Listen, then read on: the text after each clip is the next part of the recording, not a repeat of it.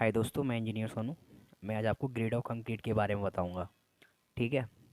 क्योंकि ग्रेड होता है ना कंक्रीट का, जैसे अपना स्लैब में पड़ता है, कॉलम में पड़ता है, बीम में पड़ता है।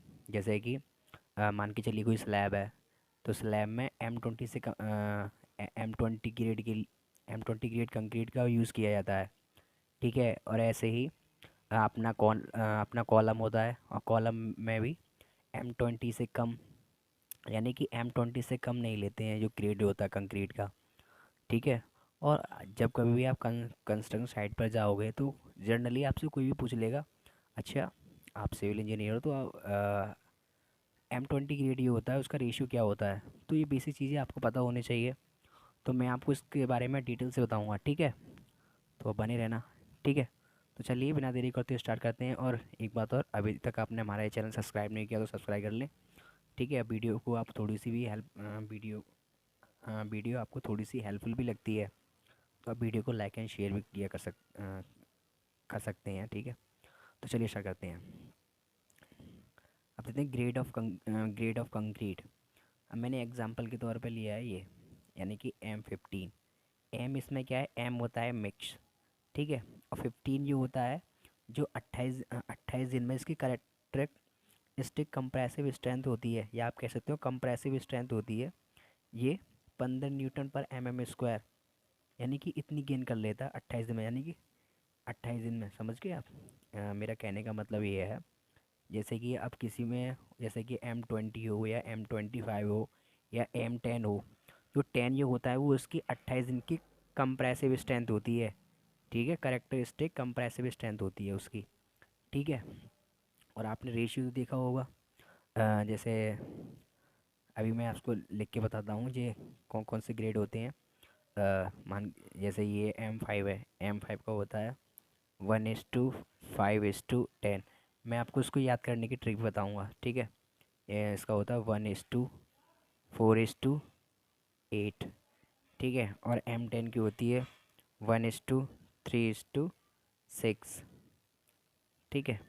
और इसकी होती है वन इस टू वन वन इस टू 2:4।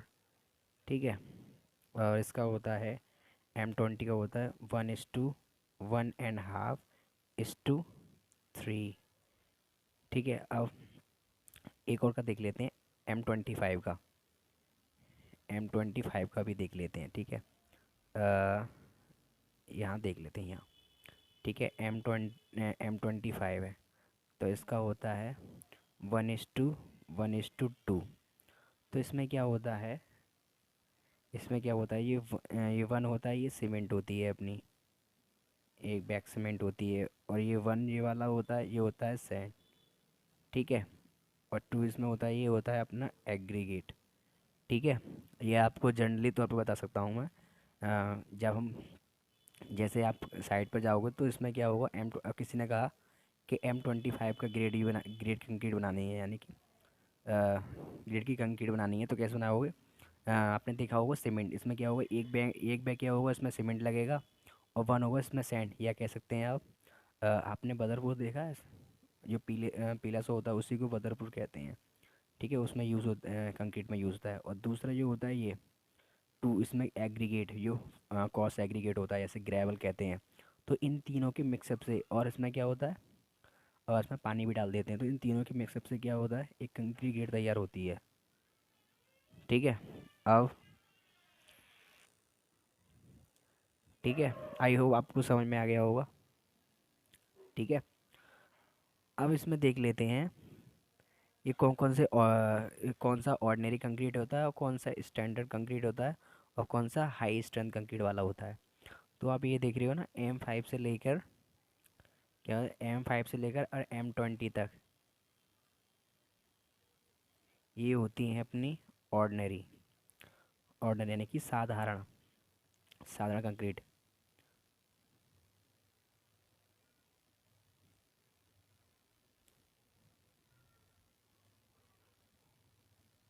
ये अपनी होती है ऑर्डिनरी कंक्रीट। ठीक है।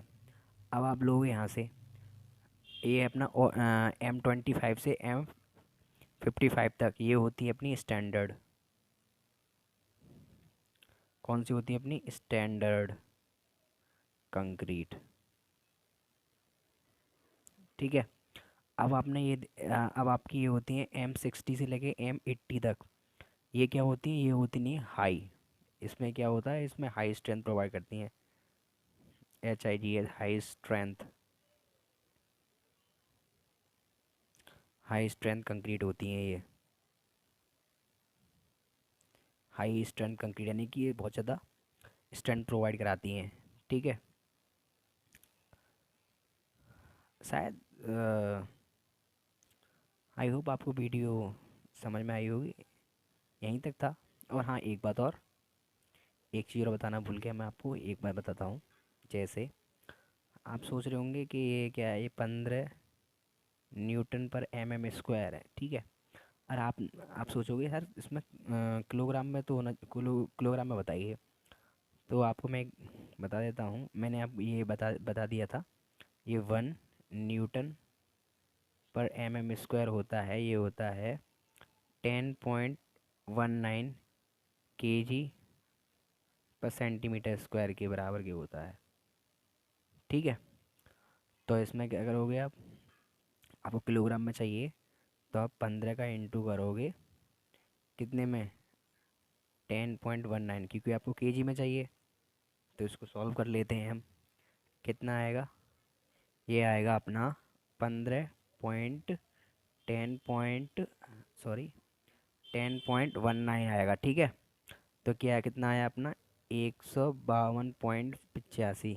हम अप्रोक्स ले लेते हैं, लगभग 53 किलोग्राम पर सेंटीमीटर स्क्वायर। तो सेंटीमीटर स्क्वायर का मतलब है अपना, जैसे कि अपना एक एरिया होगा अपना। जैसे इसकी लेंथ ये एक सेंटीमीटर है, और इसकी, सॉरी, इसकी विड्थ ये 1 सेंटीमीटर है, इसकी लेंथ ये भी एक सेंटीमीटर है। तो इसका एरिया कितना आएगा? इसका एरिया आएगा अपना 1 सेंटीमीटर स्क्वायर। तो ये 1 सेंटीमीटर स्क्वायर का एरिया है। तो इस पर ये लोड ये कितना लेगा? ये लेगा 153 किलोग्राम। ठीक है। 153 किलोग्राम ये लोड को आसानी से वेयर कर लेगा, यानी कि सहन कर लेगा। ठीक है। और आपको ये कैसे आया, आप, मैं इसकी वीडियो डिस्क्रिप्शन में लिंक डाल दूंगा, तो आप देख लेना। ठीक है। तो चलिए, आई होप आपको वीडियो अच्छी लगी होगी, और थोड़ी सी भी हेल्पफुल लगी हो तो आप वीडियो को लाइक एंड शेयर भी लाइक एंड शेयर कर सकते हैं। ठीक है। तो ऐसे ही सिविल इंजीनियरिंग की नॉलेज के लिए आप इस चैनल को सब्सक्राइब कर सकते हैं। ठीक है। थैंक यू एंड जय हिंद।